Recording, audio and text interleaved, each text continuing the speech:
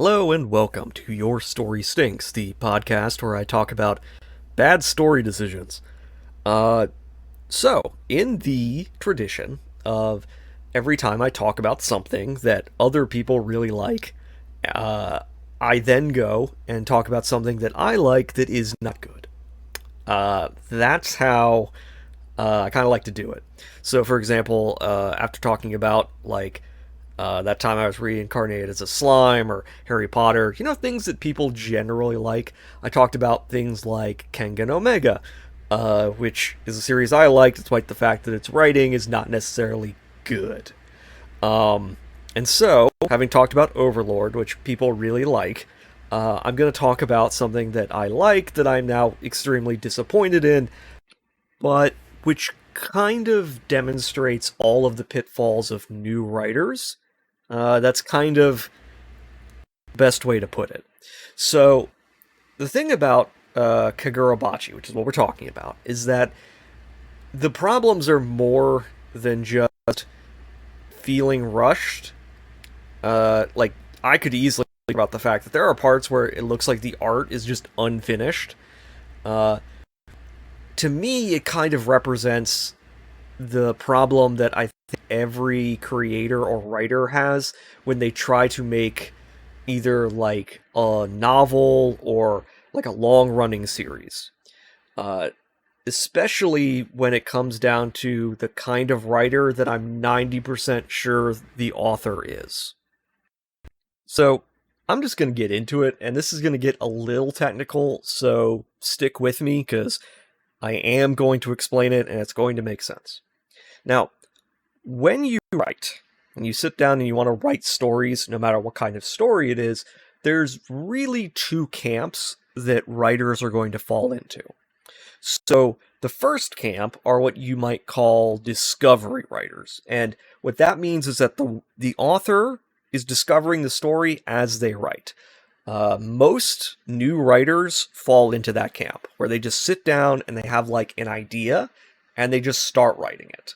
And they're discovering the story as they write it. And this is actually a perfectly good way of writing, and it actually tends to work very well for like short stories or novellas or things like that. It works less well for novels, and it works less well for like long, episodic, long-running series. Now, it doesn't mean that you can't write novels and stuff using the discovery method. I think the most famous author that I can think of off the top of my head that writes this way is Stephen King. So, Stephen King, I think, famously said that basically he's discovering the mystery as he's writing it, because if he planned it out in advance, when he actually sat down and wrote it, he would be bored, because he already knows the story he's writing, and then it's, just work for him. But by and large, this is not a good way to write for most people, at least for long form writing, because it's a really big pain to edit, and you end up having a lot of things that don't make sense, and you end up creating a lot of plot holes. Because as you just keep introducing new characters and new plot lines and new twists and turns along the way, a lot of times you forget about the things that you added before, or the things that you started before or left breadcrumbs for. A lot of the time, that stuff just kind of gets left behind. And sometimes it just turns into just straight up plot hole. So normally you don't have discovery writers writing long-term series, because the bigger the series, usually the more planning that you need to do, or at least the more ideas you need to have. This is partially why most light novels are terrible, as I keep reiterating. Like, most of them are terrible because they're written by discovery writers who are like, I'm going to write one novella or two novellas, and if it gets any readership, they're like, well, I guess I now have a series about it. And when you're writing something shorter, the fact that you haven't planned out the world or the powers or everything else doesn't matter. But when you're writing like 10 volumes, it matters a lot. Which brings me to the second kind of writer, which are planners, essentially. This is good for writing longer stuff, and the benefits are obvious. If you know what twists and turns you're going to write, then you can put it all together. You can write things out of order and it will still make sense. You're going to know how things are going to develop, you know what plot lines you need to introduce, and you know when they're going to, resolve. You know everything, and that also makes it really easy to edit. Because you can go back and say, okay, did this add to the story? Did this take away from the story? Does this need to be fleshed out more? Does this need to be removed? Okay? Most long form writers are planners.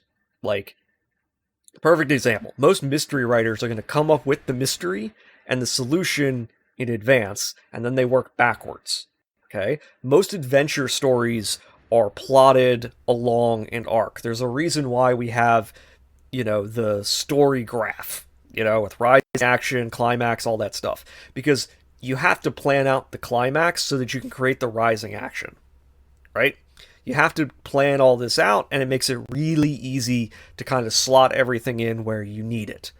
Now, the downside of this is something like Naruto. It's probably the best example of this that I can think of, where the author clearly had ideas about where he wanted his story to end up, but the problem is as he was writing it, things clearly changed, and so his ending doesn't fit with the rest of the series. Like, the things that he wanted to set up, the relationship and the bonds and the interactions and the dynamics, like, he clearly had an idea of where he wanted to go, but as he wrote, the vibes of the audience that they were getting from his story didn't match what he wrote. And he just plowed ahead with it to not great results, but reality is that's a problem that happens. Sometimes when you're writing, the relationships that you write don't develop the way you want them to, or don't come off like you want them to. This is a common problem. This is just kind of how it goes. Unexpected things happen, and your ability to plan around those unexpected things or alter your plan is going to decide whether or not you're successful. So what does this have to do with Kagurabachi? So, to me, when you know these styles of writing, or I should say these methods of writing, you can start to see them in people's writing based on the choices they're making in the story. Okay? So once you start seeing like certain plot twists or changes or actions that the author is making, you can start to kind of piece out whether or not the author is a discovery writer or a planner. Okay? Because certain actions are usually taken by authors when they're one or the other. All right?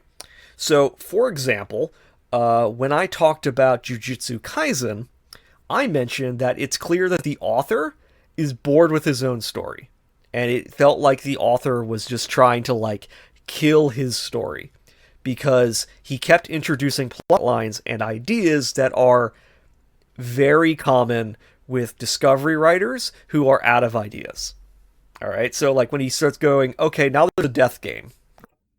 Like, that's what you do when you have no other ideas. Like when you just hand wave the fact that your major power figure, your big guy, was originally at the bottom of the ocean and now he's not anymore because you realize that without him, your series has like everybody likes him and not your other characters. So you have to bring him back because you're now speed running your series. Like things like that tell me that you didn't have a plan. You just realized there were problems and you course corrected and now you're like rapidly swerving all over the road.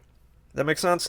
Like imagine you're in a car and you turn sharply to avoid something. But now that you've done that, you have to swerve, and now the car is swerving back and forth as you're trying to get it under control. That's what it feels like when discovery writers start flailing, or when planners realize that their plans are bad and they don't know what to do. That was Jujutsu Kaisen. Kagurabachi is similar, in that it starts off really strong with the author clearly having an idea of who his characters are and how things work with them and what he wants to do. It's very clear that the author had a vibe and an idea and a dynamic that he wanted to write, and he did it. The problem is that the series keeps going.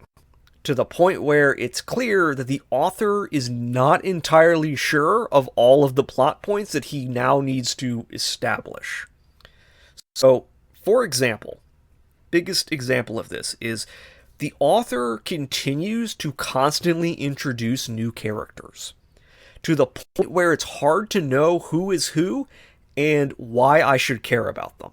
Okay? Now, introducing new characters is not always bad, but when you're introducing like 3 or 4 new characters every few chapters, sometimes more than that, it's really hard to know like who is who, especially when their designs are not necessarily like super memorable, I guess I could say.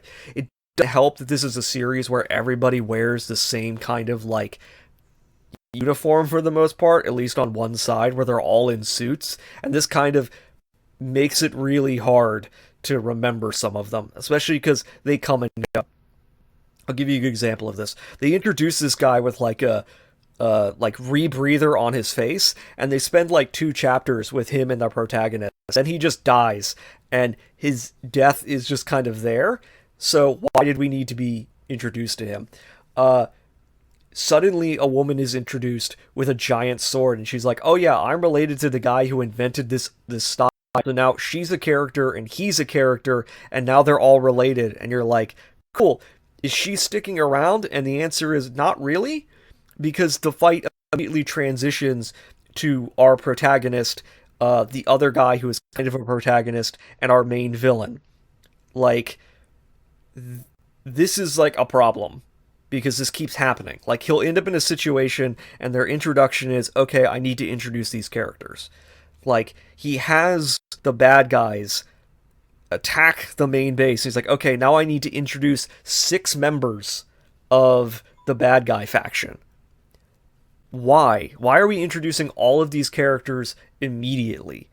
And this is a kind of a novel, or not a novel, I guess a rookie kind of mistake when writing, is to introduce characters based on, like, appearance, power.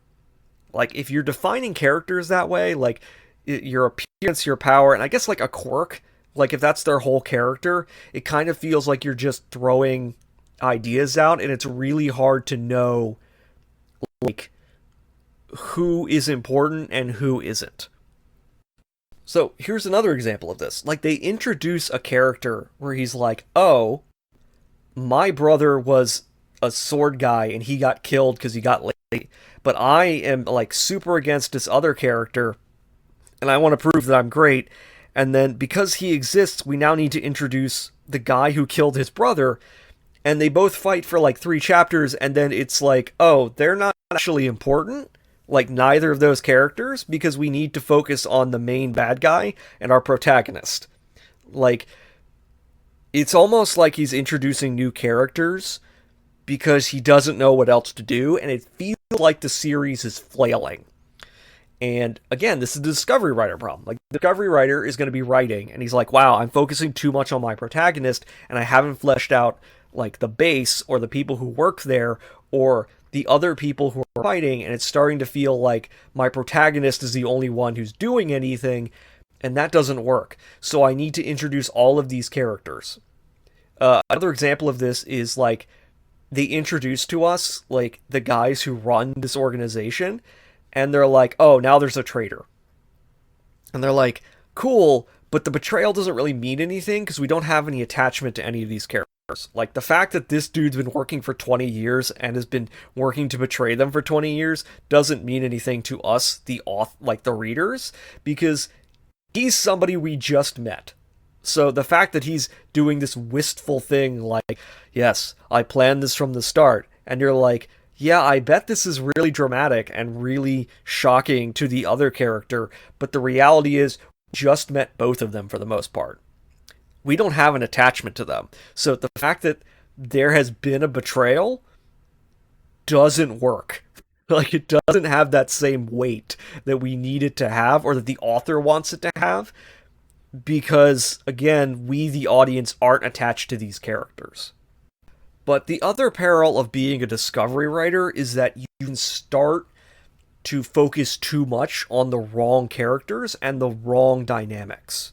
So, one way I noticed this was the author has a certain pacing for a good half of the series, and then he introduces another of the sword guys. And he's like, okay, this guy has a sword, and he's really dangerous, and now he's betrayed us. Okay, good twist. We can do a whole lot with that.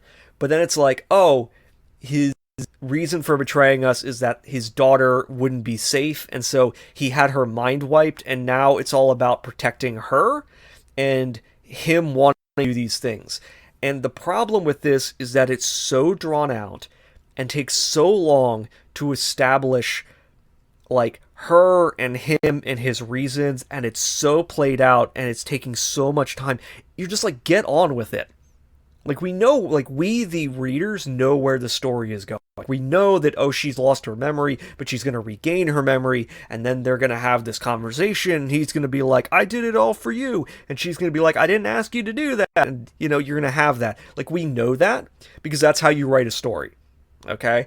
Like, we know this. We don't need to keep repeating the point of, I'm doing it for my daughter, okay? But they do it, and they do it constantly. Drags on and on and on, and you're like, get on with it. Move forward. Alright, we get it. He's so powerful and so strong, and no one can beat him. And of course, our main character is going to have to find a way to beat him, and her daughter's going to regain her memories. Like, this did not need to be like 30 chapters. Okay? We could have had a chapter for like the backstory. We did not need multiple chapters of backstory for these characters. They're not as deep as the author thinks they are, but the author is so wrapped up in the drama between daughter and father that, like, he just keeps writing it and keeps trying to, like, heighten the tension, and it just doesn't work because it just drags. But they also try to establish backstory, and this is another case where not having planned out everything becomes very problematic. This is, again, the light novel problem for a lot of light novels. A lot of them sit down, they write one story for one volume, and if maybe 2 volumes if people like it, but they weren't prepared to write, like, 20 volumes. And so when you're writing one volume, if you're writing a short story or a novella, you don't really have to flesh out the world or anything else. You don't have to create a really deep, complex backstory. You don't have to ask if any of this makes sense from a, like, cosmology point of view. Like, you don't really need to ask if, like, hey, does this world building actually make sense? Because it doesn't matter. When you're writing a short story, you can just allude to things and be like, oh yeah, there's a government, or there's a king, and the king is corrupt, and, like, you don't need to ask questions like, how would this world work? Because it's not important. It really doesn't matter. It doesn't relate to anything, and so you can just kind of have it there as a placeholder. But when you're writing a much longer story, that kind of stuff starts to matter a whole lot. So, for example, in Kagurabachi, they're like, hey, there are these weapons, these swords, and they all have magical powers, and they ended a war. Okay? And then after the war, all of the wielders were locked up, and the swords were taken away because they were too dangerous. They were basically WMDs. And you're like, okay, don't need to know anything else about that. There was a war, these characters are the ones who ended the war, everything's good. The twist that maybe they were also war criminals is not a huge twist, and really it's not necessarily all that important, because it's like, okay, this is what you did, right? Like, okay, this is what happened in the past, and war is war, and it sucks, and of course they did terrible things to end the war, and some people think they're heroes, but if they knew the truth, they might be villains. Like, it's all very, you know, Colonel Jessup, you can't handle the truth kind of stuff. You know, you don't really need to go into what they actually did. You just need to know that they're all badasses and that 6 people ended a war. Right? That's what you do when you write a short story. It becomes more of a problem when you start fleshing out who these people were and what they did and what their powers are, because that matters a lot. Okay? When you start going, these are the powers that these swords have and this is what they can do, it starts to become almost the Naruto problem or the Bleach problem, where you start inventing powers and the powers have to continually become more and more impressive to justify the fact that these guys are on top. So they become more and more absurd. And some would say it's almost JoJo-esque, and I hate JoJo because the art is like hideous, but also it feels to me like a meme series. Like it feels to me kind of like the thing that people love for meme purposes because it feels designed to be a meme almost. Like everything about the series feels designed for like the Zoomer, uh, young millennial audience, I guess is the way to put it. And I know it's not, and I know that's not fair to the series, but that's how I felt reading it. And it feels kind of like that, where like the powers can do anything. It's rule of cool as a core design philosophy. And Kagurabachi works with that, okay? John Wick plus Bleach is not a terrible idea, and rule of cool will get you very far. Okay? Kagurabachi has a protagonist that is very interesting to read about, and he is genuinely morally gray without being just an asshole and without being like stupid, is I guess the way I'm putting it. Like, he is a character who is well written and clearly defined, and it works. He's not your typical like, happy-go-lucky shonen protagonist, and he also doesn't have to spend like 300 chapters becoming someone. Most shonen protagonists have that problem where they're like, okay, we want our character to start off here and we want them to grow as things change. And our protagonist basically starts off as a finished product, and that's good. All right? But the problem is that because he's finished, the world has to develop, and the people who get the development are the sword guys and their power sets. And because the writer doesn't seem to have had a very clear image of how these powers all work, the problem is that it starts to become more and more absurd. Like, okay, here's a sword, and it allows a guy to create owl eyes over the world, and also it allows him to teleport around with feathers, and then there's this other guy who, like, his ability with his sword is to rearrange everything around him and control things, and you're like, okay, so the swords can do this, but then you find out that, oh no, those are different from sorcery powers. And you're like, okay, so there's sorcery that's different from the sword powers, which are basic sorcery themselves. It's like, why are we having multiple systems? Right?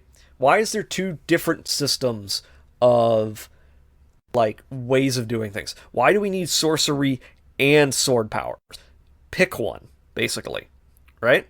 Like if everybody had swords and some of these swords were just really good, okay, that makes sense. Or if everybody's a sorcerer, but some sorcerers have powers that are far and away better than others, that also works. It's not complicated. But now we have two separate things, and this is wrapped into like the geopolitical situation.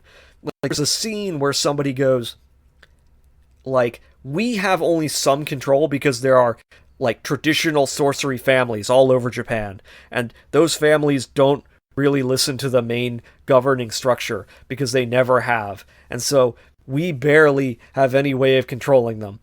And it's like, why are we introducing those? Why do we need to introduce multiple competing lineages right now? Like, that's introduced at the same time as they're being attacked by a secret society that's trying to cause, like, a nuclear weapon level event in Japan. Like, we don't need to be introduced. While that's happening, we don't also need to be told, oh, by the way, there's other families out there who are also doing their own things, and they all are basically as good as us. Like, that is not the time you do that. You introduce that plot point before everything goes down. Like, hey, the reason we need to, like, keep a lid on this is because we only have tenuous support from those families. Because if we don't, if they just decide not to listen to us all at once, we wouldn't be able to do anything. So in order to keep order, we need to keep a lid on things. Like, that's how you introduce that plot point. You don't introduce that plot point during the villain speech when he's like, I'm betraying us and always intended to. Like, that is not when you do it. When we're talking about introducing new plot points and developing storylines and why adding, like, certain plot points doesn't make sense, let's talk about the Swordmasters a bit more, or more accurately, the Swordmaster and, like, the lie that is underpinning the series. Okay? So what the series is kind of going for, and what it's clear that the author had planned on revealing, was that the guys who were heroes were also villains. And that's not a huge twist, but you understand kind of the dynamic he's going for, where it's like, hey, there was a war, these guys ended the war, and they were hailed as heroes. But in reality, they weren't heroes, they were just displayed as heroes in order to make whatever they did palatable for the population and to keep order. And if the truth came out, everybody would be shocked. We've seen this story again 100 times. It's the Colonel Jessup, you can't handle the truth kind of situation. Okay? It's not that strange and not that unique, but the problem is that the more we find out about it, the less sense it makes that they could do this. Okay?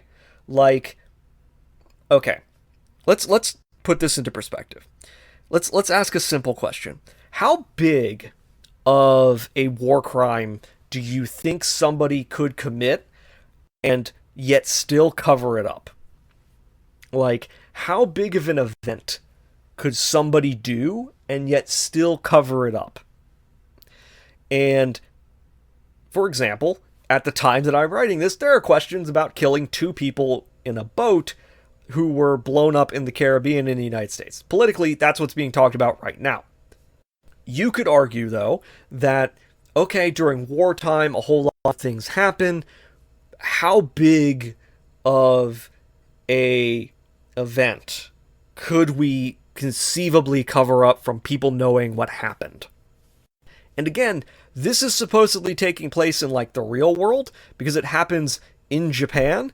So that means that Japan went to war with someone and there was a massive war crime situation. Okay?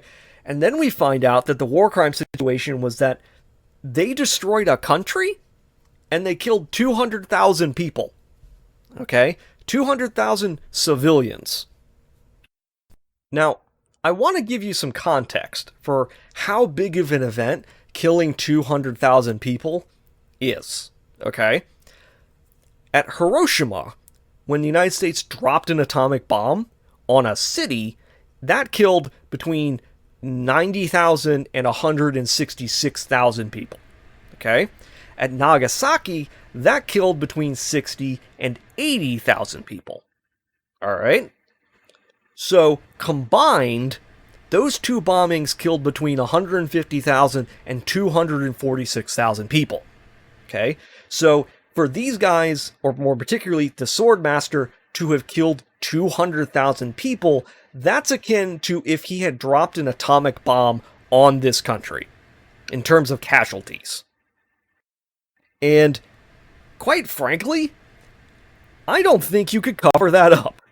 I don't think you could cover up the fact that he dropped an atomic bomb, essentially. Yeah, he uses magical plant powers to destroy an entire country, but I don't believe that they could just cover that up and nobody would be like, oh yeah, they wiped out a country. Like, their argument for how this worked is they're like, oh yeah, so the government said that they were all drug-crazy soldiers and they all had magical powers, and so, you know, they were all fighting to the death, basically.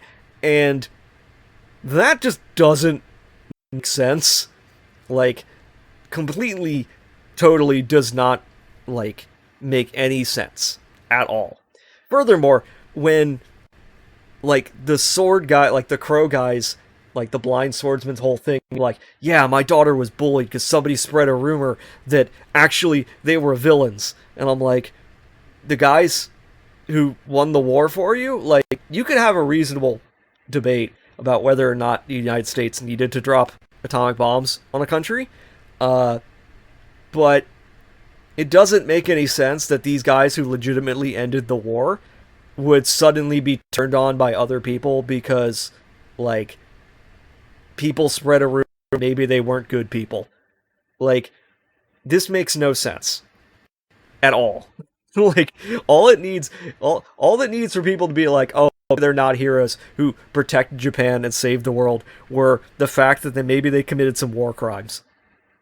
Like, none of this makes sense, especially because they're all alive.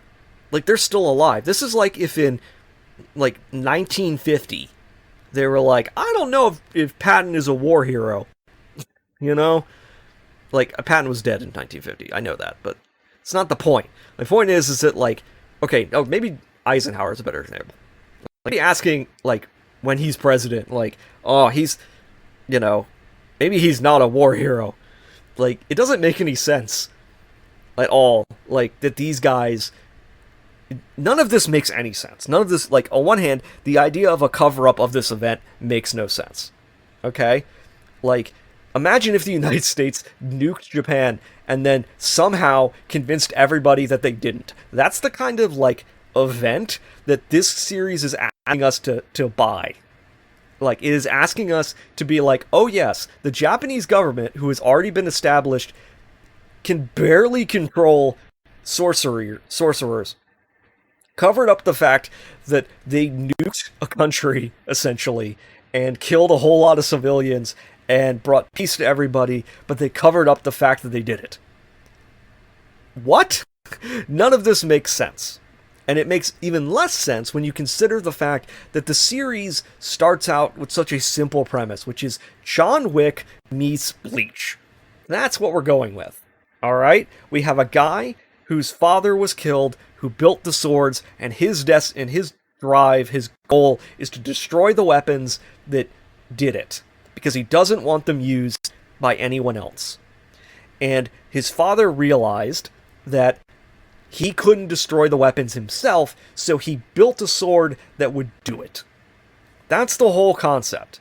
And again, not sure why these weapons are considered so very dangerous. I mean, yeah, they have magical powers and shit, but sorcery exists, and some of these sorcerers can do shit that are on par with the swords. So again, Again, this feels like a Discovery writer who's writing it as he's going and is flailing. Because he keeps having to come up with new stuff. He keeps throwing in new characters and new powers and new twists and turns that don't help the story. And it's not clear what the villains really want. Because, like, on one hand, they're like, oh, we're gonna go kill the sword master, and we're gonna take his sword. Okay. But then they're like, oh, you can't do that, because if you take his sword, it'll kill the other guys who have swords. Which is a twist they don't need, first of all. But also, it's there basically to be like, oh, but if you kill the sword master, then the father will die compared to his daughter. Remember when I said that was really drawn out? This is part of the problem. Like, he's like, oh, you too will die. And he's like, that's okay. My daughter won't remember me. And then she does. And he's like, why won't you just forget again? And it's melodramatic, and it's dumb, and it's not fun to read. But the core problem is that the villains break into this base. The intention is, okay, we're going to kill the master, take his powerful sword that killed 200,000 people. And then we're going to kill another 200,000 people because reasons.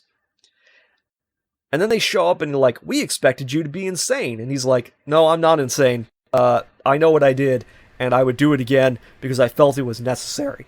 And they're like, oh, well, now I'm not sure if I want to kill you anymore because you're sane. What? Excuse me. What?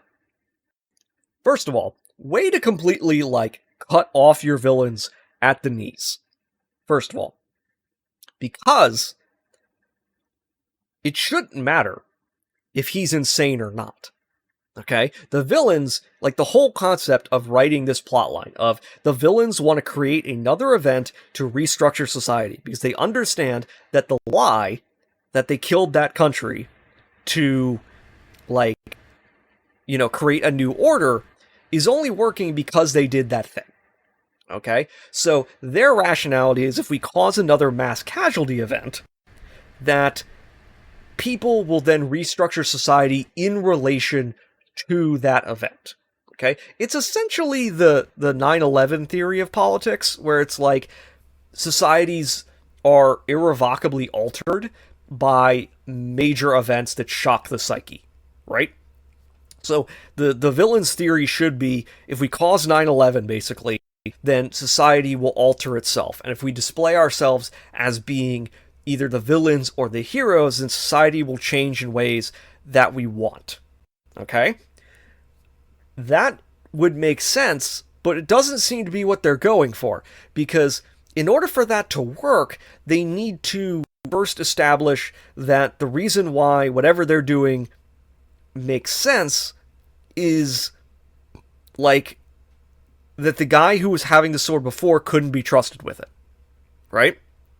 So what they needed to do, or what they should do, assuming that they actually want to be the ones to claim that they're the guys who saved society, is you need to do a thing, claim that the Swordmaster was crazy and got out, and thus the government can't be trusted to keep you safe, because he caused another mass casualty event, but then we killed him and took the sword, and now we will protect society, even though we are the guys who caused the mass casualty event, but nobody knows that because we're lying about it. Okay? It's, again, the conspiracy theory of what if Bush did 9/11, essentially. Like, that's what this series is hinging on.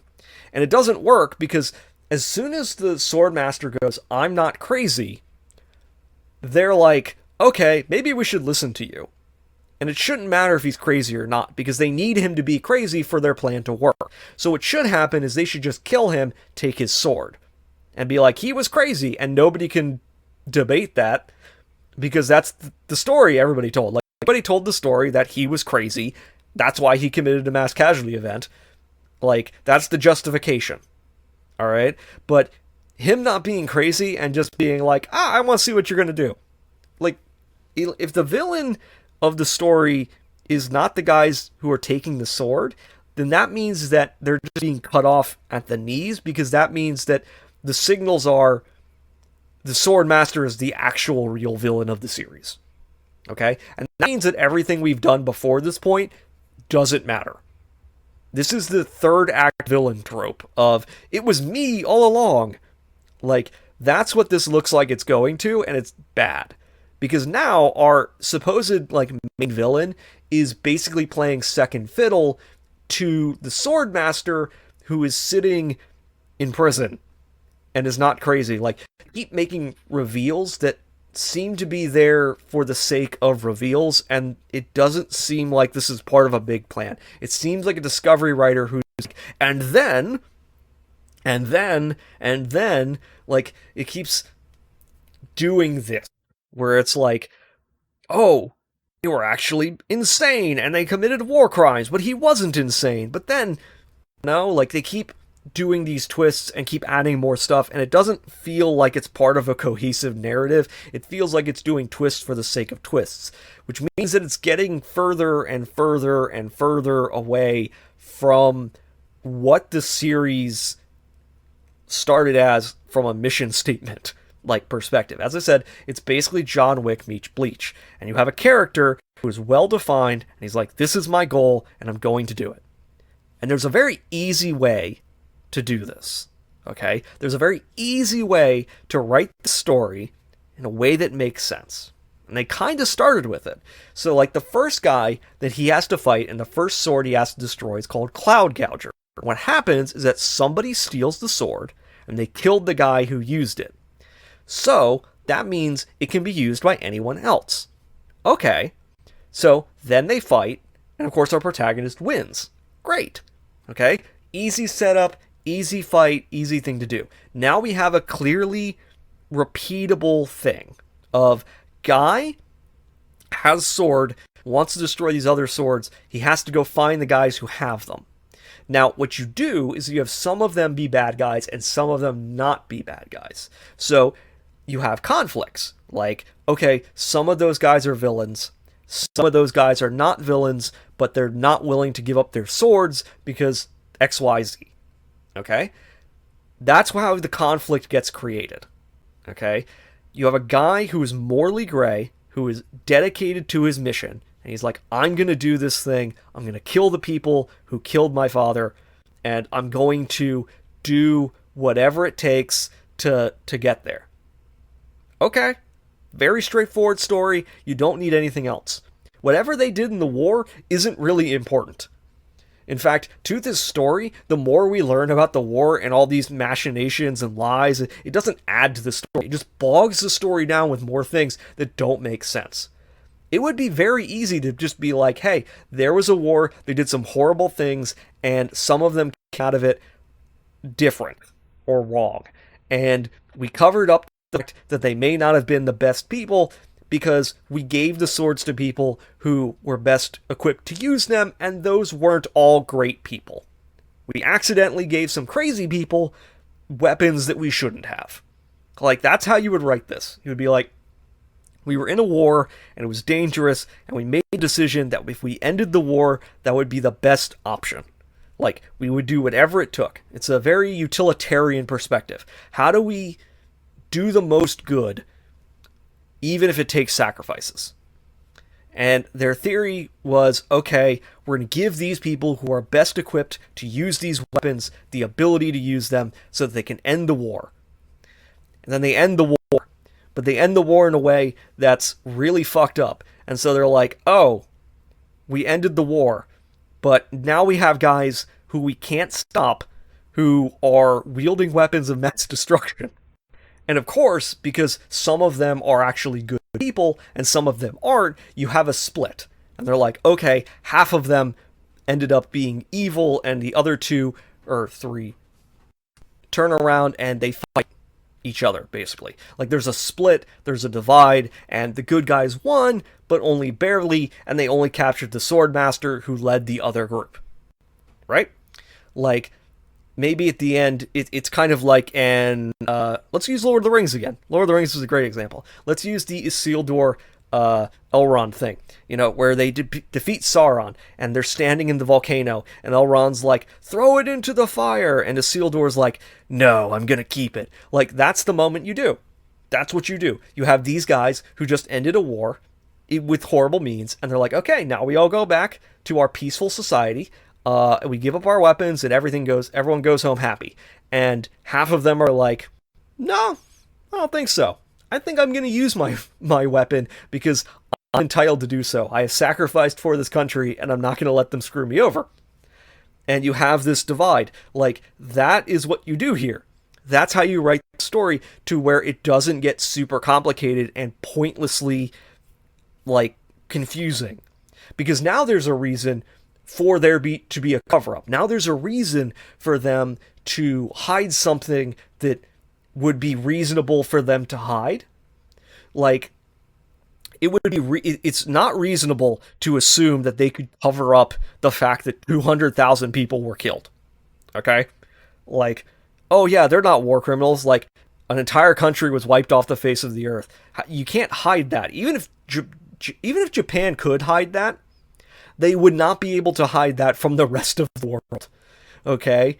Like, there would be questions. Never mind the fact that because sorcery is now, like, public knowledge, we have to consider the fact that in a world that looks like ours, like, they show us that the internet exists. So how the fuck did they cover all this up exactly? Like, did nobody go to this area that's been wiped out? Like, yeah, I know it's still toxic and stuff because of all the demon plants, but I'm sure in the same way that you can go to fucking Chernobyl, you find a way to do this, even if you're just using, like, drones and stuff. Like, it makes no sense that they would be able to cover this up at all. But it is reasonable to think, okay, we covered up the fact that half of them split off. Like, it's reasonable to think, okay, yeah, they did a thing, we did a thing, it was wartime, and we ended the war, and even if you don't like how they ended the war, they still ended the war, right? And they're hailed as heroes. But they cover up the fact that half of them immediately turned around and wanted to attack their own country again because, they didn't like the deal they were being offered, basically. They didn't want to lay down their weapons. I don't know who, either because they were bad people to begin with or because they don't know how to live anymore. in a civilian like lifestyle. And so, the thing that would be covered up is not, oh, we destroy a country. The thing that would be covered up is, these guys actually turned against us. We're still going to hail them as heroes. We're going to cover that up. We're going to try to seal them away or arrest them or lock them away. And it's like, okay, we locked the Swordmaster away, and we're like, yeah, he's a hero, but he's crazy now, and we're giving him treatment. And when in reality, they're just keeping him in a prison to avoid him, because they can't kill him because nobody's that strong, apparently. But, they also don't want to kill him because then his sword might be used by somebody else. Okay, that's a good plot point. That plot point of the swords can only be wielded by one person at a time, which they break because the main villain guy is wielding the sword with the Swordmaster's permission, which, again, is another thing that feels like an ass pull of, oh, we need our villain to still wield the sword, but we don't want to kill the Swordmaster, so instead we're going to have the guy who we thought was the main villain just wielding the main villain's, sword to have the same fight we were going to have anyway, but the Swordmaster has to still be alive. Like, it feels like ass pulling. It feels like flailing on behalf of the writer. And I have to think that this is because he clearly knew what he wanted with, like, the first, 40, 50 chapters. Like, he had a clear idea of, like, this is the character, this is the setup, this is the stuff he needs to learn, this is, these are the characters that are going to be around him, this is how the world works. Okay? And he had, like, a few things in his mind about, there was a war, and they were villains, or whatever. Like, they had this idea in their heads, basically, of, like, what they wanted to do. But as they kept writing, they realized that they kept needing to, like, create interest, and they felt like, oh no, my story is getting away from me, or my story is getting boring, or it's getting repetitive, so I need to throw twists in, and then those twists are not going over well, I need to throw more twists in, and this is all very Discovery writer, like, standard problems that come with Discovery writers, basically. Like, I've seen... Again, it's a light novel because most of those are Discovery writers, but it happens in all writing. If you've ever read, like, a lot of fan fiction, you see this very frequently. If you read any kind of, like, long-form webcomic or long-form story, you start to see this a lot. You see this flailing of things they need to do. The Simpsons actually parodied this with the whole Poochie concept of what do we do when we've had this long-running series, or this series where we don't really have ideas. Well, let's introduce this other character, or these other characters, and let's focus on them. And there's nobody in this series that is that bad. Like, they're not a Poochie kind of character, but it is true that the series is displaying that kind of, like, what do we do? How do we keep people's interest? How do we keep raising the bar? And it becomes absurd and not believable. Because every new chapter feels like you can't trust anything you're reading, and it doesn't make any sense, like, conceptually. Like, conceptually, it feels like they're trying to create this idea of this huge conspiracy, and it's like, this is not Death Note, okay? This is not like an intellectual, like, battle of government versus rebels trying to create a mass casualty event to cover up. This is John Wick, okay? John Wick is not about, like, yeah, there is a government conspiracy, or a, assassin conspiracy, and yeah, there is all of this stuff happening in the background, but at core, John Wick is about a guy killing lots of people in really great fights, okay? That's what it's about. And if you turned John Wick into the Matrix, it wouldn't work. Okay? Like, that was the flaw of the Matrix in the second and third one, which is that they start trying to build out the Matrix universe and try to explain and make sense of things. And the more they try to explain it, the less sense it makes. And the more the explanations, like, you can't suspend your disbelief anymore because it doesn't make any logical sense. Like, yeah, okay, there's machines, but okay, so the machines blocked out the sun, or the humans blocked out the sun to stop the machines, but it didn't stop the machines somehow. And it's just like, there's so many, like, it does, like, again, the more they do it, the less it makes sense, right? That's basically, like, the core thing I'm getting at. Kagurabachi is a series that seemed like it ran out of ideas at, like, chapter 60, and we're now at chapter 103, and every new chapter seems to be more ass pulley than the one before it. It feels like a creator who has lost the plot of his own story. Again, happens to a lot of Discovery writers. And again, I want to focus out that when Kagurabachi is good, it's very good. Okay? The first, like, 40 chapters are great. Actually, I'd probably say maybe the first 60 chapters are really great. But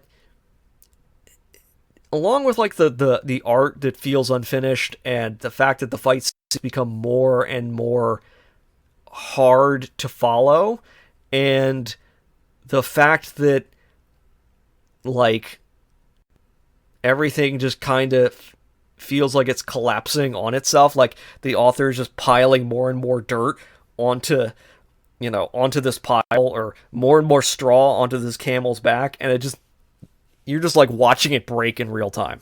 That's what this series feels like. And again, I like this series. I think it started out really great. I think that it had some really cool ideas. I still think it has some really cool ideas. I think that the concept of Bleach meets John Wick is, really cool. I think you can do that.